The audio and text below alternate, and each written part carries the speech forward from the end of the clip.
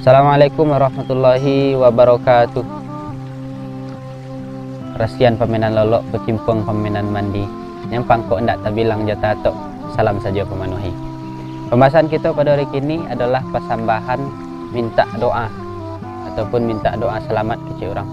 Biasanya momen itu kita pakai malaki paso ataupun di momen hari raya, ataupun di masa saja bisa, kondisional, tergantung keadaan ataupun permintaan si pangka. Jadi yang berperan biasanya di dalam itu adalah si pangka atau tuan rumah dengan pihak malin ataupun orang tinggal di surau, ataupun yang biasa dipercayai sebagai orang yang alim dan bisa untuk membaca doa. Karena orang alim tu doanya agak cepet diijabah, dek tenolah. Maka dimintakan doa pakai pokiah.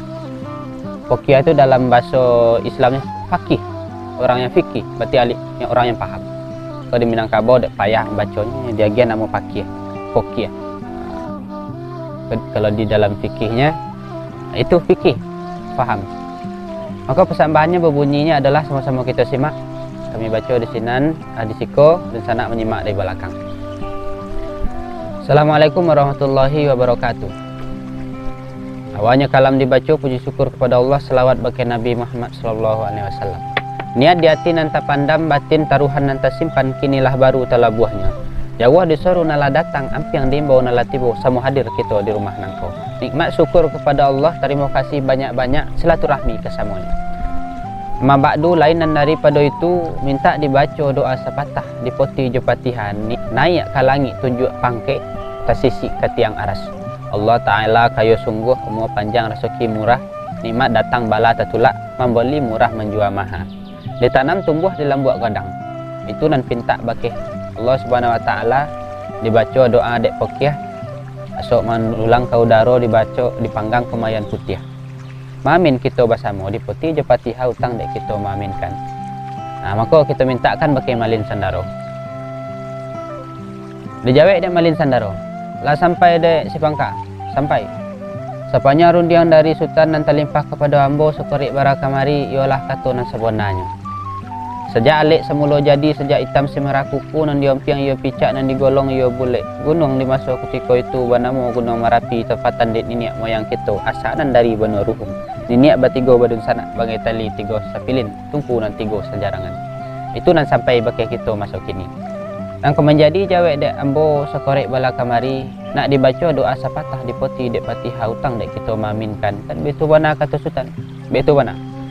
Kalau begitu kata sultan, dibaca doa sepatah di poti jepatiha, kita aminkan bersama-sama. Nah, kira-kira itu dan sana persambahannya seketik saja. Yang pada intinya adalah si pangka aku meminta doa patiha ataupun meminta doa selamat. Nah, dimintakan bagi sialek yang sialek posisinya kini ko malin ataupun orang tinggal di surau sialah kegolanya sembarang lah. Nah, maka dimintakan doa, makanya jawe. Nah, kita baca doa sepatah.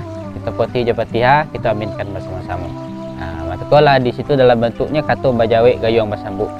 Jadi ada dua pembicara ketika itu, si pangka dan si alek. Si pangka minta doa, si alek baca doa maka dikabulkan. Nah, dan biasanya momen itu bisa jadi sebelum makan. Kalau di Padang kita tengok sebelum makan. Kalau di Mudiak di Suliki kita tengok sesudah makan baca doa. Nah, itu berlainan daerah dan itu biasa. Maka tergantung.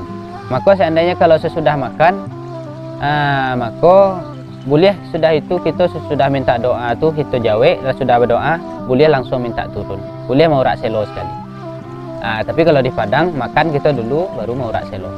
Dan itu kondisional sesuai daerah kita masing-masing. Mudah-mudahan apa yang disampaikan bermanfaat bagi kita bersama, terutama bagi kami yang menyampaikan. Salah jongga, hilaf-hilaf sifat manusia. Kupu akan salah ke manusia minta maaf, kupu ke Tuhan ampunan lebih. Assalamualaikum warahmatullahi wabarakatuh.